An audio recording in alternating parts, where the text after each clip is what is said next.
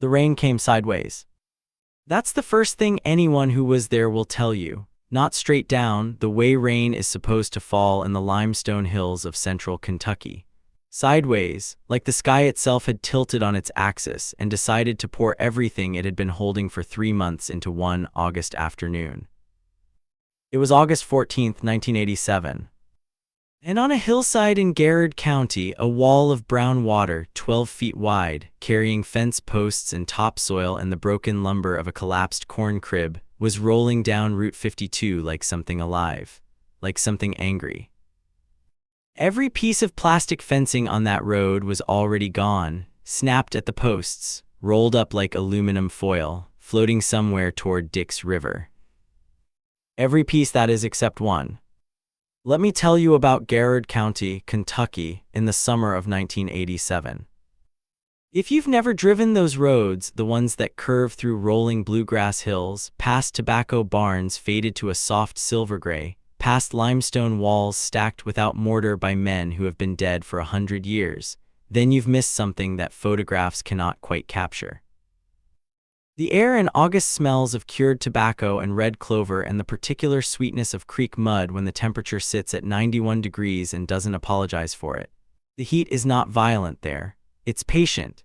It settles over the hills like a wool blanket, and the old-timers say you stop fighting it around July and just let it hold you. It is farming country, deep and serious farming country, cattle country, corn and tobacco and hay and the kind of family names, Combs, Hatter, Soder, Ballard, that have been carved into the same county courthouse walls since before the Civil War. In 1987, the hills of central Kentucky were changing. The farm supply catalogs that arrived in metal mailboxes at the end of gravel driveways were full of new things: high-tensile wire, PVC split-rail fencing, recycled plastic posts that you could pound into the ground with a rubber mallet in a quarter of the time it took to set a wood post in concrete. The Extension Service out of Lancaster was hosting seminars. The pitch was practical and it was persuasive. Modern fencing was cheaper per linear foot, faster to install, required no painting or staining, and would outlast a wooden post by 20 years in wet soil. The county agents handed out glossy pamphlets. Most of the farmers in the valley took them. And one farmer, an old man who lived on 340 acres at the top of a particular ridge on Carpenter Road, did not. His name was Elvin Mossback. He was 67 years old. He did not attend the seminar.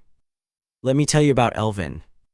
Elvin Mossback was born in 1920 on the same land his grandfather had cleared with a crosscut saw and a borrowed mule. His father, Cecil Mossback, had farmed it through the Depression, and when the bank in Lancaster had come calling in 1932 with papers to sign, Cecil had met them at the end of the driveway with a long silence and a longer memory of what that land had cost in sweat. He'd kept it. Elvin inherited that silence. He was not a tall man, 5'8" in his work boots, but he had the kind of hands you noticed. Wide across the palm, with knuckles enlarged from 50 years of fence wire and hay bales and tractor handles. His fingers were permanently stained around the nails with something between grease and earth, the kind of mark that soap alone cannot remove. He farmed with a 1961 Oliver 880 diesel, a machine that other farmers had been telling him to retire since 1974. He kept it running himself, ordering parts from a dealer in Richmond who still maintained a catalog for equipment that most of the industry had forgotten. He could diagnose that tractor by sound alone. He knew the particular knock it made when the fuel injectors needed bleeding, and he knew the slightly different knock that meant something more serious, and he had never in 26 years of ownership confused the two. Elvin Mossback had also, over the course of 40 years, built something along the south and east boundaries of his property that most people who drove past simply did not understand. He had woven a hedge wall. Not planted a hedge, not installed a hedge, woven one. It was a tradition called hedge laying, sometimes called pleaching, and it had come to Garrard County by way of English and Scots-Irish immigrants who settled the limestone hills in the early 1800s and brought with them an agricultural practice that was already, at that point, 800 years old. Elvin had learned it from his father, who had learned it from his father, who had learned it from a man named Angus Pritchard, who had arrived in Kentucky in 1871 from County Armagh in Ireland with nothing in his pocket and everything in his hands. The technique involved taking a living hedge, in Elvin's case primarily Osage orange, what the locals called hedge apple or boy's dark, and cutting the main stems partway through at the base, bending them at a 45-degree angle without severing them, and weaving them horizontally through upright stakes. The plant continued to live. It continued to grow. But now it grew laterally, interweaving with itself, with neighboring stems, creating over the years something so dense and interconnected that a full-grown man could not push through it. His father had started the hedge in 1938. Elvin had maintained it and extended it for nearly 50 years. By 1987, the hedge wall along the south boundary of the Mossback farm was 11 feet tall in places, 4 feet thick at the base, and ran for just over a quarter-mile along the top of the ridge before turning east and following the fence line down toward the county road. Most of his neighbors had stopped noticing it years ago. Some of them thought it was quaint. One of them thought it was a joke. His name was Darrell Fitch. Darrell Fitch was 41 years old in 1987, and he had arrived in Garrard County 6 years earlier from Louisville with what he described, at every possible opportunity, as real capital and real vision. He had purchased 680 acres, 2 farms combined, on the south side of Carpenter Road, directly below Elvin Mossback's ridge property, and he had turned it into a commercial beef cattle operation with a speed and a loudness that impressed some people and irritated everyone else. He drove a 1986 Ford F-350 in silver and burgundy, which he kept clean in a way that suggested it rarely worked. He wore a steel cap, but his boots showed no mud. He subscribed to Progressive Farmer magazine and left copies visible on the dashboard. Darrell had installed, in the spring of 1986, 4,000 feet of high-density polyethylene fencing along the boundaries of his property. White posts, white rails, the kind of setup that photographed beautifully from the road. He'd hired a crew from Lexington to do it in a week, and he'd told the story of the installation, and the per-foot cost, and the 25-year manufacturer warranty, approximately 40 times at the Lancaster Farm Bureau meetings that he attended religiously and dominated conversationally. He had also, at one of those meetings, looked at a photograph someone had passed around, an aerial photo taken by the county water district, which showed the patchwork of farms along Carpenter Road, and pointed to the dark, dense line running along the top of Elvin's Ridge with something between amusement and contempt. "That old hedge," he'd said, loud enough for everyone to hear, "that's Mossback's pride and joy. Man spends a week every winter out there with a hand billhook, cutting and bending and tying like some kind of, I don't know, medieval peasant." A few people had laughed. Not all of them. "I told him," Darrell continued, "put in vinyl post and rail, Elvin, clean, modern, done in a week. He looked at me like I'd suggested he burn the place down." He shook his head. "Some people just can't update their thinking." Let me pause here and ask you something. How many times in your life have you watched someone dismiss an older way of doing things, a slower way, a less visible way, simply because they couldn't see its purpose? How many times has the person doing the dismissing been the loudest voice in the room? Keep that question in your mind, because Garrard County, Kentucky, was about to give it an answer. The spring and early summer of 1987 had been unusually dry. The county recorded only 4.2 inches of rainfall from May through the first week of August, against a historical average of nearly 14 inches for that period. The creek beds along the lower farms had narrowed to thin threads. The pasture grass on Darrell Fitch's 680 acres had browned by late June, and he'd had to purchase supplemental hay from a dealer in Boyle County at a cost he discussed with no one. The limestone subsoil in those hills, when it dries, does something important that most people who didn't grow up farming it don't understand. It becomes nearly impermeable. The clay limestone mix that in wet seasons absorbs rain like a sponge will, after extended drought, harden into something almost ceramic. When the rain finally comes, when it comes hard and fast, as it does in Kentucky in August, the water has nowhere to go. It does not sink. It runs. The Extension Office in Lancaster had issued an advisory in late July, Quietly, the way extension advisories tend to be issued, noting that the dry summer had created conditions favorable to significant runoff events. They recommended that farmers in the Hill Ridge areas check their drainage infrastructure. A few people read it. Darrell Fitch did not read it. On the second Saturday of August 1987, there was a meeting of the Garrard County Cattlemen's Association at the VFW Hall in Lancaster. About 30 farmers attended, coffee in styrofoam cups, folding chairs, the kind of fluorescent lighting that makes everyone look slightly unwell. The main agenda item was a group purchase agreement for fencing materials. The county agent had negotiated a bulk rate with a supplier in Danville for high-tensile wire and plastic T-posts, and he was presenting the figures. Elvin Mossback was there. He sat near the back, as he usually did, in a plaid shirt that had been washed so many times the plaid had softened to suggestion. He had driven down from the ridge in his 1974 Ford pickup, which he had owned since new and which had 211,000 miles on it. Darrell Fitch was also there. He was at the front, as he usually was, in a polo shirt and clean Wranglers, and he had opinions about the bulk purchase proposal, and he was sharing them. The conversation moved, as conversations in those rooms always moved, to fencing philosophy. High tensile versus barbed, wooden posts versus steel versus plastic. The county agent was making the case for the new materials, and most of the room was nodding. Someone mentioned Elvin's hedge. It may have been innocent. Farmers in that room had been curious about the mossback hedge for years, curious in the way you're curious about something you've driven past your whole life and never quite understood. Elvin, someone said from the middle of the room, you ever gonna put in proper fencing up there on that ridge? Elvin looked up from his coffee. It is proper fencing, he said. This was for Elvin a long speech. Darrell Fitch turned around in his chair. He had that particular smile, practiced, broad, the smile of a man who enjoys an audience. Come on, Elvin, he said, that hedge of yours, how long does it take you every year just to maintain it? 7-8 days, Elvin said.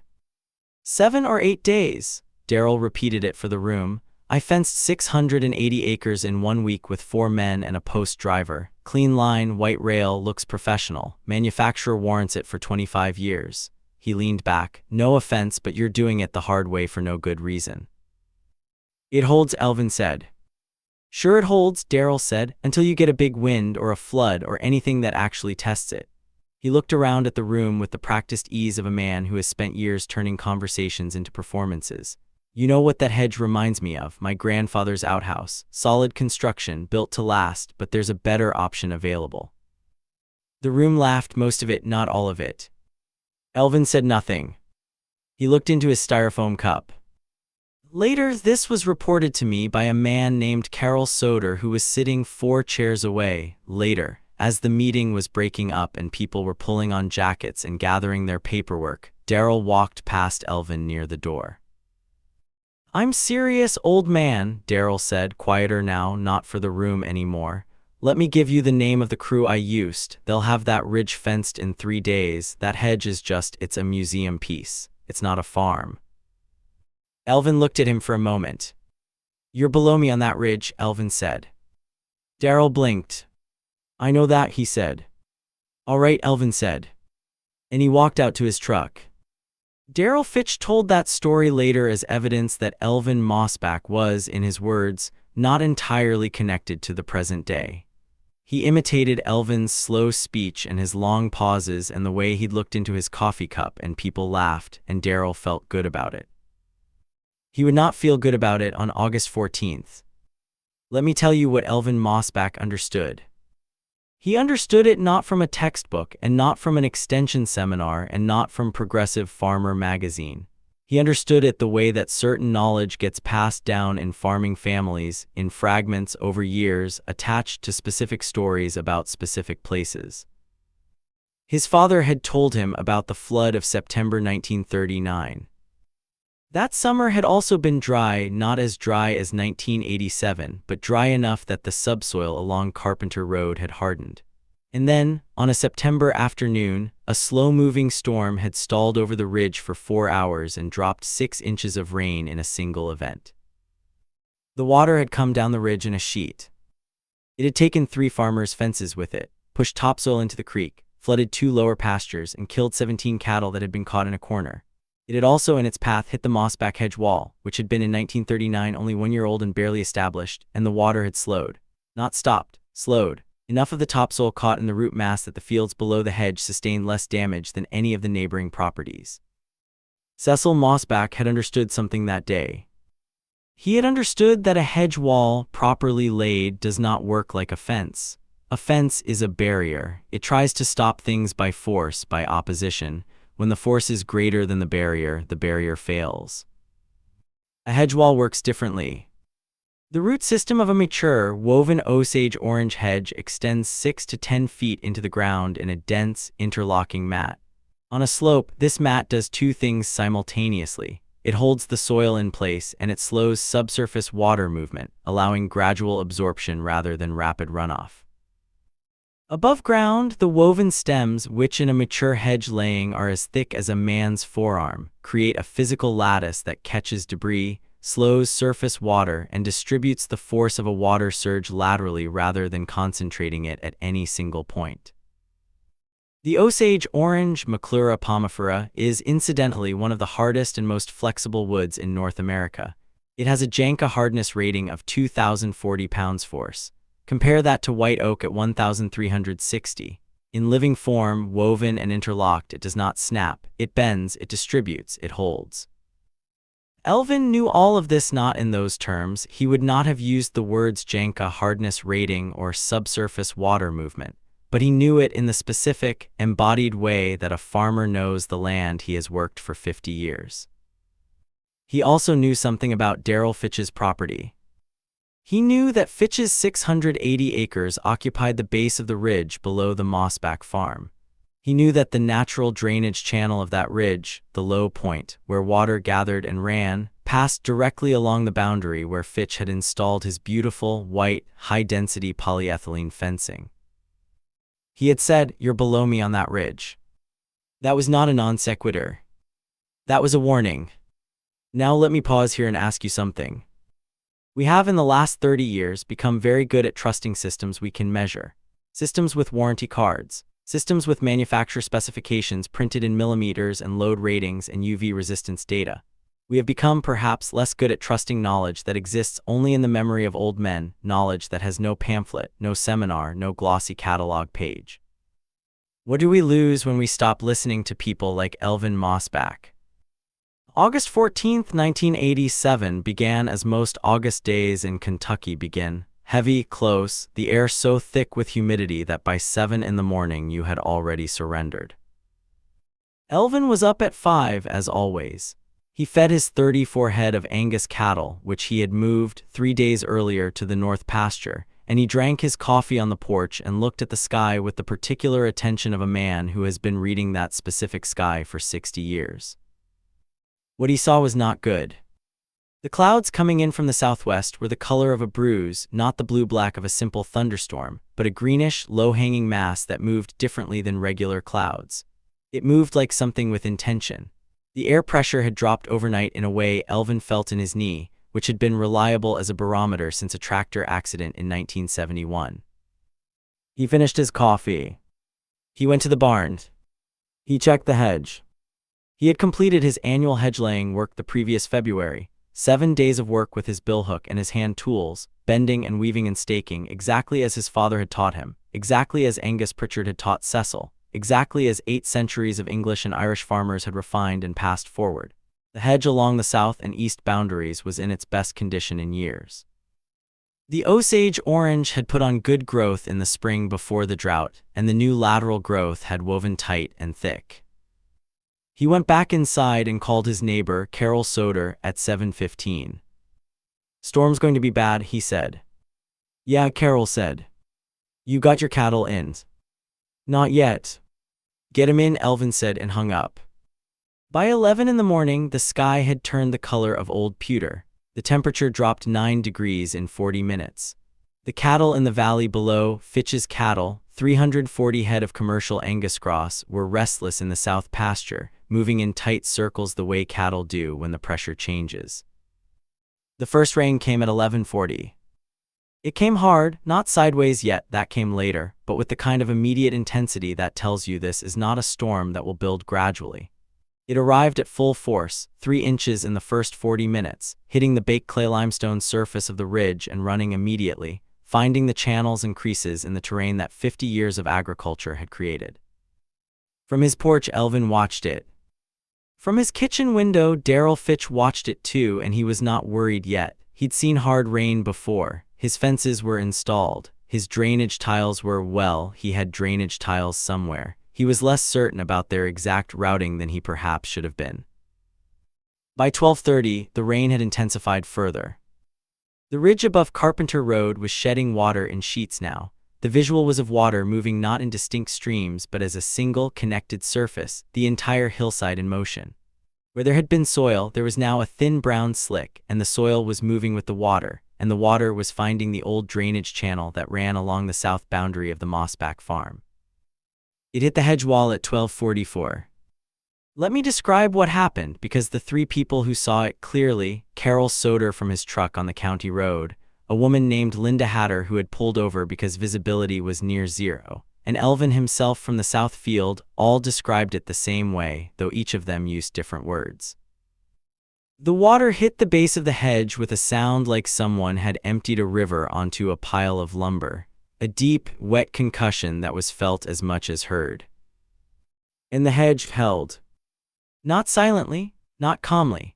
The stems moved, you could see the whole wall shiver and lean forward slightly as the weight of water and debris struck it, but the root mass held the ground, and the ground held the roots, and the woven stems, bending like something alive because they were something alive, distributed the force laterally along the wall's quarter-mile length. The water did not stop. Water that heavy, moving that fast, does not simply stop. But what the hedge did, what a good hedge laying always does, was slow it, disaggregate it. The single concentrated surge that had been rolling down the drainage channel hit the lateral wall and spread, thinning, losing force, percolating down through the root mass in channels that the roots had over 50 years created specifically for that purpose.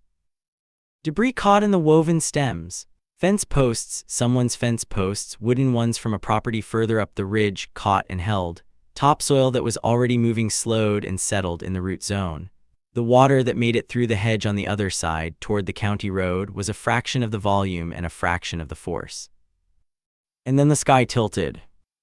The second band of the storm, the real band, the one that the Weather Service station in Lexington would later record as delivering an additional 4.1 inches in 90 minutes, arrived at 1:15. Elvin was in the barn by then, watching through the open door. He would tell Carol Soder later, "It made a noise I hadn't heard since 1963. Rain like that sounds like the roof is applauding." Down the road, on Darrell Fitch's 680 acres, the water was running free. The beautiful white polyethylene fencing had begun to fail at 12:50. Not from any defect in the material. The manufacturer would, in fact, have been correct that the fencing itself was structurally sound in normal conditions. But the posts driven into ground that had been baked to near ceramic hardness by 2 months of drought had no purchase. When the water undermined the soil at the base of the posts simply tilted. When the posts tilted, the rails released. When the rails released, there was nothing. Within 20 minutes of the storm's second band, approximately 3,400 feet of Darrell Fitch's perimeter fencing was either down, floating, or gone entirely. The water moved through his pastures with nothing to slow it. It collected in the southeast corner of his property, the low point, the natural terminus of the ridge drainage, and it piled up behind the only solid structure remaining, a concrete water trough that had been poured in 1962 by the farm's previous owner and weighed, with water, approximately 800 pounds. When the trough failed, when the water simply went around it, carrying it sideways, the surge that came through was carrying fence posts and rails and topsoil and the kind of dark, slow-moving agricultural debris that takes years to grow and seconds to lose. By 2 in the afternoon, when the rain finally began to slow, Darrell Fitch's south pasture had lost an estimated 4 to 6 inches of topsoil from approximately 90 acres. His fencing was gone, 2 outbuildings had taken on water, and 340 head of cattle that had been in the south pasture were now, through a gate that the water had forced open at its hinges, scattered across 3 neighboring properties and the county road. He would spend the next 4 days gathering them. On the ridge above, on 340 acres that the same storm had also drenched, Elvin Mossback's property had lost no fencing. His cattle were in the north pasture where he had moved them 3 days earlier. His outbuildings were dry. His topsoil, held by 50 years of root mass along that south boundary, was where it had been that morning. The hedge wall had shivered. It had bent. It had held. By late afternoon, when the rain had reduced to a steady drizzle, people began to come out. This is what people in rural communities do after a storm. They come out, they drive the roads, they look, they help where they can, and they bear witness where they can't. Carol Soder drove Carpenter Road at about 4 o'clock, and he stopped his truck at the bottom of Elvin's Ridge and got out and stood in the road and looked at what the storm had done to each side of that boundary. On Fitch's side, bare ground where the topsoil had been, fence posts lying flat, white plastic rails scattered across the field like bones, a low, dark line of debris, the storm's high-water mark drawn across the face of the hill. On Elvin's side, the hedge wall, still standing, still woven, tilted slightly forward at the base the way a person leans into wind, but standing. Caught in the woven stems from ground level to about 4 feet up was the evidence of what had hit it: broken wood, plastic fragments, what appeared to be a section of corrugated metal roofing from somewhere up the ridge. All of it stopped. All of it held. Carol Soder stood in the road for a while. He told me later, and he is not a man prone to poetry, he told me later, it looked like the hedge had caught something meant for us. Darrell Fitch drove past that same section of road 2 days later. He did not stop. People at the Farm Bureau meeting the following month reported that he was quieter than usual, that he sat in the middle of the room rather than the front, that when fencing came up, and it came up, he contributed nothing. A man named Pete Combs, who had farmed in Garrard County for 30 years and had been at the VFW meeting in August where Darrell had made his medieval peasant joke, said this, and I want to quote him as accurately as I can. I've watched a lot of men get proven wrong. Doesn't usually change them. But Darrell, after that flood, you could see him doing math in his head, like he was recalculating something. Elvin Mossback, for his part, said nothing publicly. He cleaned the debris from the base of his hedge over the course of the following week. He replaced 3 stakes that had been loosened by the water. He checked the root mass along the base and found it solid everywhere except one 12-foot section near the southeast corner, which he would address in February. He did not attend the Farm Bureau meeting that month. He was busy. Let me tell you what happened in the years after August 14, 1987. Darrell Fitch rebuilt his fencing. He used steel T-posts and high-tensile wire this time, practical choices, and he chose them, his neighbors noticed, by asking questions rather than making speeches. He had the drainage channels on his property surveyed and mapped by an agricultural engineer from the University of Kentucky Extension Service, at a cost of $2,400, and he had 3 of them tiled and redirected. He sold 680 acres and left Garrard County in 1991. He had made money on the sale. People who knew him said he was not broken by what happened, but something in him had recalibrated. He stopped describing himself as a man with vision and started describing himself, when asked, as a man still learning the land. That is not nothing. The storm of August 14, 1987 was studied in a limited way by a graduate student at the University of Kentucky College of Agriculture named James Ware, who was working on his master's thesis in agricultural hydrology. Ware heard about the Mossback hedge from Carol Soder, and he drove to Garrard County in October of 1987 to look at it. He spent 3 days on the property with Elvin's permission. What he found, and what he later wrote about in a paper published in the Journal of Soil and Water Conservation in 1989, was this: the root mass of the Mossback hedge had, by his conservative estimate, retained somewhere between 140 and 180 tons of topsoil during the August event. Topsoil that would otherwise have moved downslope. At the agricultural land values of 1987, and accounting for the long-term productivity loss of topsoil erosion, he calculated the value of what the hedge had retained at between $8,000 and $14,000. In a single storm. In a single afternoon. Elvin had spent over 47 years of annual maintenance, a total of perhaps 350 days working on that hedge. At a rough labor value, that was perhaps $12,000 to $15,000 in time over 5 decades. He had paid for it and then some. Ware's paper was modest in its conclusions. Academic papers tend toward modesty. But in the discussion section, he wrote something that I have thought about many times. He wrote that the hedge-laying tradition represented an example of embedded landscape knowledge about terrain, hydrology, and plant behavior accumulated over centuries and transferred through practice rather than documentation. The challenge for contemporary agriculture is not to romanticize this knowledge, but to take it seriously enough to study it. Elvin read the paper. Carol Soder brought him a copy. Elvin read it at the kitchen table with his reading glasses, which he wore with some reluctance. He read it slowly. When he finished, he set it down.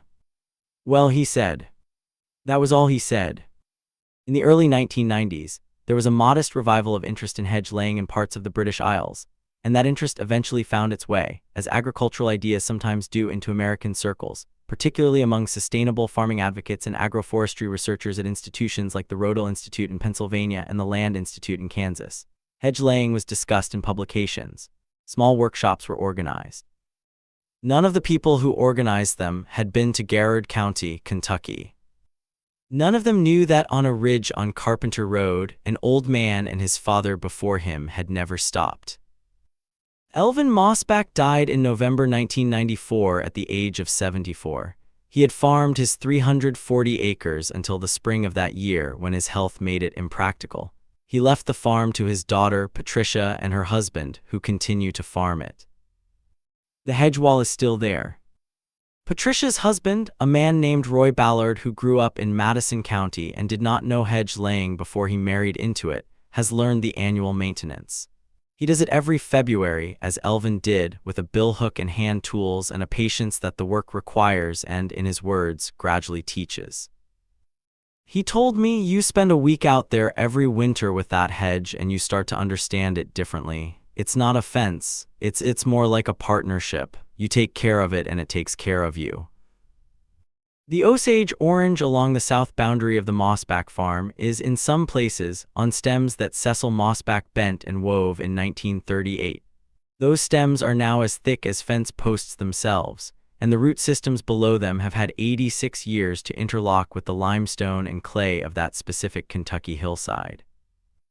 There is nothing in any catalog that you can purchase for what that represents. There have been 4 significant runoff events on that ridge since 1987. The hedge has held each time. Let me leave you with something. Elvin Mossback never gave a speech. He never wrote anything down as far as anyone knows. He didn't have a YouTube channel or a podcast or a column in the county paper. He had 340 acres and a billhook and 7 or 8 days every February in knowledge that had been handed to him by a man who had gotten it from a man who had gotten it from a man who had learned it in County Armagh before the American Civil War. He also had patience. Not the performative patience of a man waiting to be proven right, not smugness wearing a slow smile. Real patience, the kind that comes from believing, without needing anyone else to confirm it, that what you are doing is right for the land, that the land will remember even when the people watching don't. In 1987, America's farms were in the middle of a long argument about what modern meant. Modern meant efficiency. Modern meant warranty cards. Modern meant systems you could explain to a banker. Modern meant the things in the glossy catalogs that arrived in the metal mailboxes at the end of gravel driveways. And sometimes modern was right. High tensile wire is excellent fencing. Drainage tile transformed agriculture in the Midwest. Not every old way is a wise way. But here is what the Mossback hedge understood that the catalogs did not. A landscape is not a problem to be solved. It is a relationship to be maintained. The ridge on Carpenter Road had a specific hydrology, a specific way that water moved through it, across it, over it, that had been taking shape for 10,000 years since the glaciers retreated and the limestone karst of central Kentucky began to be carved by rainfall and time. Elvin's hedge did not fight that hydrology. It worked with it. It gave the water somewhere to go slowly rather than fast. It gave the soil something to hold to. It gave the hillside a partner rather than an opponent. That knowledge, that specific place-based, embodied 800-year-old knowledge, was not in any catalog. It was in a 67-year-old man standing on a ridge in the rain. And the tragedy of 1987, not the storm but the arrogance before the storm, is that the knowledge was available. Elvin was there. He was at that VFW meeting. He said quietly, "You're below me on that ridge." He offered in the only language he spoke, which was the language of practical fact, what he knew. And the room laughed. "I want to ask you something, and I want you to sit with it." The next time you are in a room, or on a comment thread, or at a meeting, or around a kitchen table, and someone older, someone slower, someone with mud-stained hands and a truck with 200,000 miles on it says something quiet that doesn't fit the conversation, what will you do? Will you perform for the room? Or will you listen? The answer might not matter until August. And then it might matter enormously. Elvin Mossback farmed his 340 acres for over 50 years. He never won an award. He was never profiled in a magazine. The graduate student who studied his hedge thanked him in a footnote in a paper that approximately 300 people read. But on August 14, 1987, in the middle of a flash flood that dismantled 4,000 feet of warranted polyethylene fencing like it was made of tissue paper, a hedge that a man in County Armagh had started teaching, and an old Kentucky farmer had spent his life maintaining, did exactly what it had been doing, quietly, patiently, invisibly, for nearly 50 years. It held. That is the whole story. That is also, if you let it be, a kind of philosophy. Tend the things that hold, tend them when no one is watching. Tend them in February with a billhook in the cold, with no audience and no applause and no warranty card.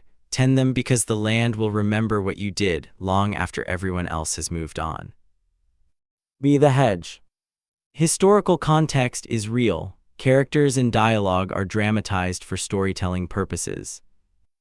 Hedge laying is a genuine agricultural practice with roots in medieval Britain, practiced across the British Isles and introduced to parts of the American Midwest and South by immigrant farmers. Osage orange, Maclura pomifera, was widely used as living fence material across the American prairie and southern hill country from the mid-1800s onward. The hydrological benefits of established hedgerows in preventing soil erosion and reducing runoff velocity are well documented in soil and water conservation literature. The storm, farm names, characters, and specific events depicted in this story are fictional composites created for dramatic illustration.